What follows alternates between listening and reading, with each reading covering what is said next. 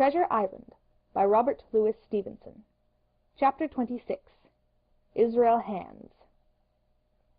The wind, serving us to a desire, now hauled into the west. We could run so much easier from the northeast corner of the island to the mouth of the north inlet. Only, as we had no power to anchor, and dared not beach her till the tide had flowed a good deal further, time hung on our hands. The coxswain told me how to lay the ship to. After a good many trials I succeeded, and we both sat in silence over another meal. "Captain," he said at length, with that same uncomfortable smile, "here's my old shipmate, O'Brien. Suppose you was to heave him overboard. I ain't particular as a rule, and I don't take no blame for settling his hash, but I don't reckon him ornamental now, do you?" "I'm not strong enough, and I don't like the job, and there he lies for me," said I. "This here's an unlucky ship, this Hispaniola, Jim," he went on, blinking. "There's a power of men been killed in this Hispaniola, a sight of poor seamen dead and gone since you and me took ship to Bristol. I never seen such dirty luck, not I.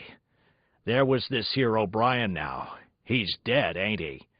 Well now, I'm no scholar, and you're a lad as can read in figure, and to put it straight, do you take it as a dead man is dead for good, or do he come alive again?" "You can kill the body, Mr. Hands, but not the spirit. You must know that already," I replied. "O'Brien there is in another world, and may be watching us." "Ah," says he. "Well, that's unfortunate. Appears as if killing parties was a waste of time. Howsomever, spirits don't reckon for much, by what I've seen. I'll chance it with the spirits, Jim. And now, you've spoke up free, and I'll take it kind if you step down into that there cabin and get me shiver my timbers, I can't hit the name on it. Well, you get me a bottle of wine, Jim. This here brandy's too strong for my head." Now, the coxswain's hesitation seemed to be unnatural, and as for the notion of his preferring wine to brandy, I entirely disbelieved it. The whole story was a pretext. He wanted me to leave the deck, so much was plain, but with what purpose I could in no way imagine. His eyes never met mine. They kept wandering to and fro, up and down, now with a look to the sky, now with a flitting glance upon the dead O'Brien. All the time he kept smiling and putting his tongue out in the most guilty, embarrassed manner, so that a child could have told that he was bent on some deception. I was prompt with my answer, however, for I saw where my advantage lay, and that with a fellow so densely stupid I could easily conceal my suspicions to the end. "Some wine?" I said. "Far better. Will you have white or red?" "Well, I reckon it's about the blessed same to me, shipmate," he replied. "So's it's strong, and plenty of it. What's the odds?" "All right," I answered. "I'll bring you port, Mr. Hands, but I'll have to dig for it." With that I scuttled down the companion with all the noise I could, slipped off my shoes, ran quietly along the sparred galley, mounted the forecastle ladder, and popped my head out of the fore companion. I knew he would not expect to see me there, yet I took every precaution possible, and certainly the worst of my suspicions proved too true. He had risen from his position to his hands and knees, and though his leg obviously hurt him pretty sharply when he moved, for I could hear him stifle a groan, yet it was at a good rattling rate that he trailed himself across the deck. In half a minute he had reached the port scuppers, and picked out of a coil of rope a long knife, or rather a short dirk, discolored to the hilt with blood. He looked upon it for a moment, thrusting forth his under jaw, tried the point upon his hand, and then, hastily concealing it in the bosom of his jacket, trundled back again into his old place against the bulwark. This was all that I required to know. Israel could move about, he was now armed, and if he had been at so much trouble to get rid of me, it was plain that I was meant to be the victim. What he would do afterwards, whether he would try to crawl right across the island from North Inlet to the Cape among the swamps, or whether he would fire Long Tom, trusting that his own comrades might come first to help him, was, of course, more than I could say. Yet I felt sure that I could trust him in one point, since in that our interests jumped together, and that was in the disposition of the schooner. We both desired to have her stranded safe enough, in a sheltered place, and so that, when the time came, she could be got off again with as little labor and danger as might be, and until that was done I considered that my life would certainly be spared. While I was thus turning the business over in my mind, I had not been idle with my body. I had stolen back to the cabin, slipped once more into my shoes, and laid my hand at random on a bottle of wine, and now, with this for an excuse, I made my reappearance on the deck. Hans lay as I had left him, all fallen together in a bundle, and with his eyelids lowered, as though he were too weak to bear the light. He looked up, however, at my coming, knocked the neck off the bottle like a man who has done the same thing often, and took a good swig, with his favourite toast of "Here's luck." And then he lay quiet for a while, and then, pulling out a stick of tobacco, begged me to cut him a quid. "Cut me a junk of that," says he, "for I haven't no knife and hardly strength enough, so be as I had. Ah, Jim, Jim, I reckon I've missed days. Cut me a quid, as'll likely be the last, lad, for I'm for my long home, and no mistake." "Well," said I, "I'll cut you some tobacco, but if I was you and thought myself so badly, I would go to my prayers like a Christian man." "Why?" said he. "Now, you tell me why." "Why?" I cried. "You were asking me just now about the dead. You've broken your trust. You've lived in sin and lies and blood, and there's a man you killed lying at your feet this moment, and you ask me why? For God's mercy, Mr. Hans, that's why." I spoke with a little heat, thinking of the bloody dirk he had hidden in his pocket, and designed, in his ill thoughts, to end me with. He, for his part, took a great draught of the wine, and spoke with the most unusual solemnity. "For 30 years," he said, "I've sailed the seas and seen good and bad, better and worse, fair weather and foul, provisions running out, knives going, and what not.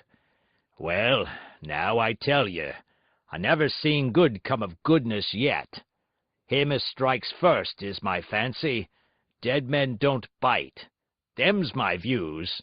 Amen, so be it. And now, you look here," he added, suddenly changing his tone. "we've had about enough of this foolery. The tide's made good enough by now. You just take my orders, Captain Hawkins, and we'll sail slap in and be done with it." All told, we had scarce 2 miles to run, but the navigation was delicate. The entrance to this northern anchorage was not only narrow and shoal, but lay east and west, so that the schooner must be nicely handled to be got in. I think I was a good, prompt subaltern, and I am very sure that Hans was an excellent pilot, for we went about and dodged in, shaving the banks, with a certainty and a neatness that were a pleasure to behold. Scarcely had we passed the heads before the land closed around us.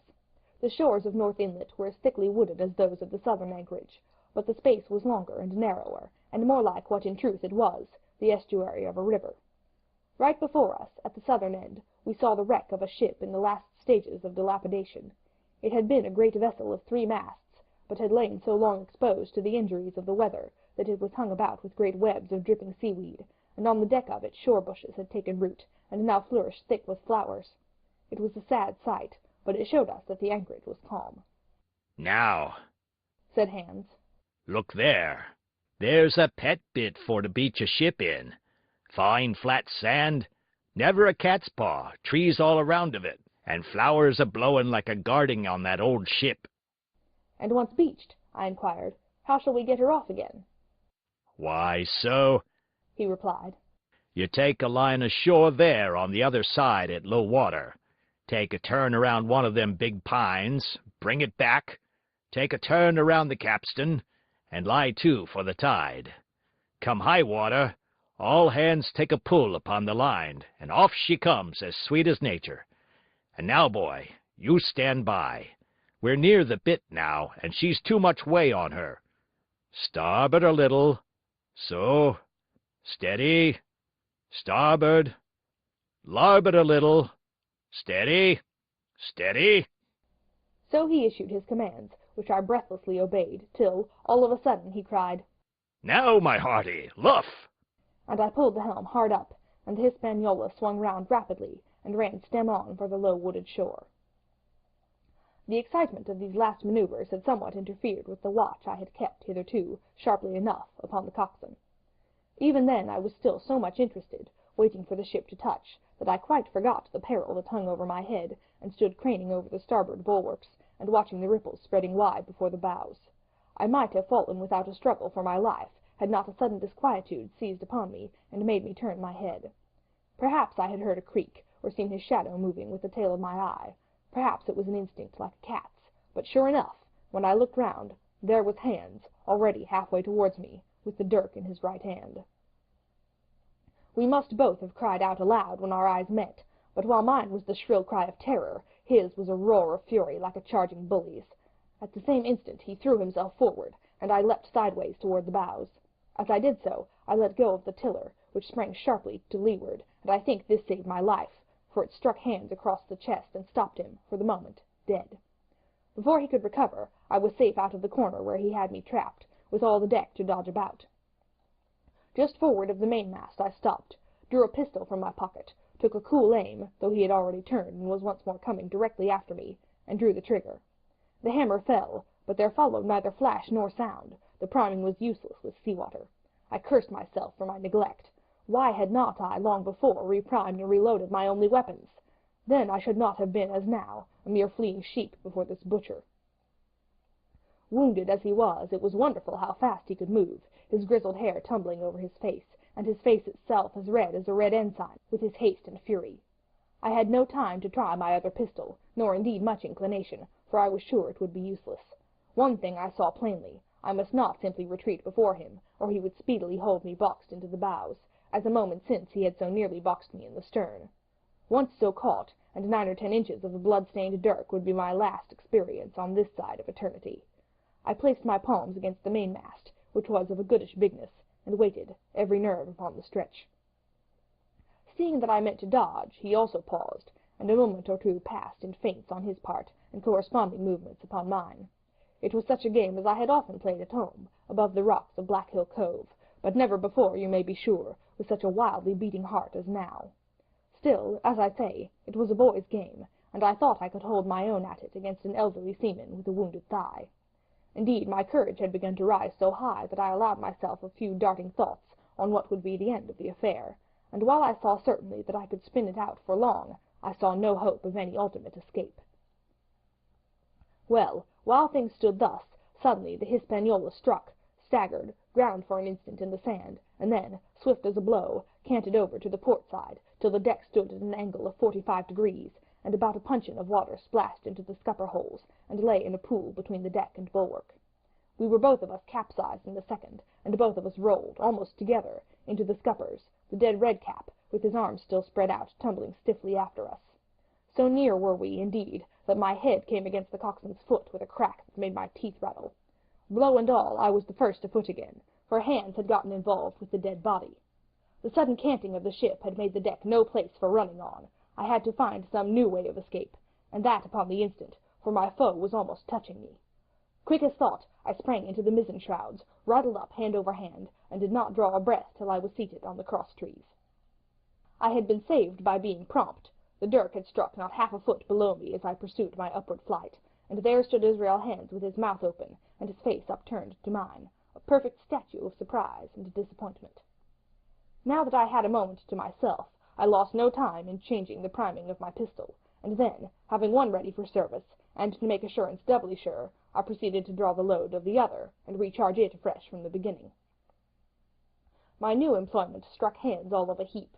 He began to see the dice going against him, and after an obvious hesitation, he also hauled himself into the shrouds, and, with the dirk in his teeth, began slowly and painfully to mount. It cost him no end of time and groans to haul his wounded leg behind him, and I had quietly finished my arrangements before he was much more than a third of the way up. Then, with a pistol in either hand, I addressed him.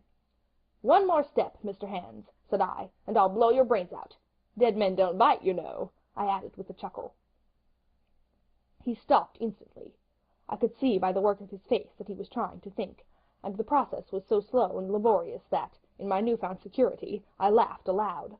At last, with a swallow or two, he spoke, his face still wearing the same expression of extreme perplexity.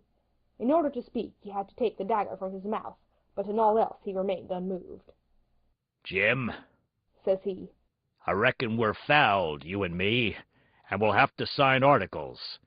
I'd have had you but for that there lurch, but I don't have no luck, not I, and I reckon I'll have to strike, which comes hard, you see, for a master mariner to a ship's yonker like you, Jim." I was drinking in his words and smiling away, as conceited as a cock upon a wall, when, all in a breath, back went his right hand over his shoulder. Something sang like an arrow through the air. I felt a blow, and then a sharp pain, and there I was, pinned by the shoulder to the mast. In the horrid pain and surprise of the moment, I scarce can say it was by my own volition, and I am sure it was without a conscious aim. Both my pistols went off, and both escaped out of my hands. They did not fall alone. With a choked cry, the coxswain loosened his grasp upon the shrouds, and plunged head first into the water. End of chapter 26.